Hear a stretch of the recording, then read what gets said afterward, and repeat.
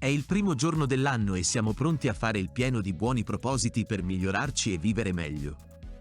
Ma come possiamo raggiungere i nostri obiettivi?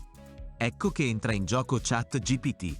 Sul mio canale trovate diversi video riguardo questa intelligenza artificiale dove spiego più approfonditamente cos'è, ma in questo video voglio parlarvi di come utilizzare ChatGPT per iniziare al meglio il vostro 2023.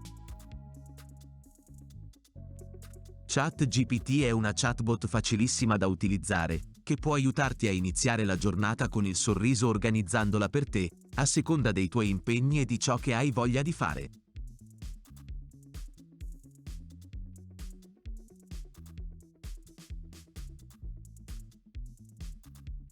Ma ChatGPT non è solo questo, può anche aiutarti a migliorare la tua vita in generale. Ad esempio, puoi chiedere a ChatGPT consigli su come fare esercizio fisico o mangiare in modo più sano e lui ti fornirà tutte le informazioni di cui hai bisogno per iniziare a prenderti cura di te stesso. Quando si parla di argomenti delicati come l'attività fisica o la dieta, vi consiglio di accertarvi della veridicità di ciò che la chat vi consiglia per essere sicuri di ciò che andrete a fare.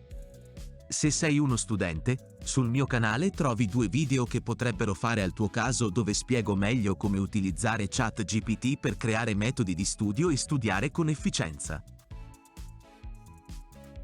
Infatti, se hai sempre voluto imparare qualcosa di nuovo, ChatGPT è il tuo alleato perfetto. Chiedigli consigli su come imparare una nuova abilità, come suonare uno strumento o parlare una nuova lingua, e ChatGPT ti guiderà passo passo.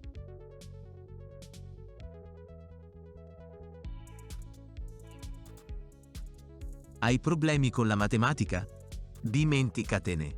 Con ChatGPT avrai un tutor al tuo fianco 24 ore su 24 e a differenza di un professore, può concentrarsi solo ed esclusivamente su di te, spiegandoti i concetti in modi diversi per assicurarsi che tu li comprenda appieno.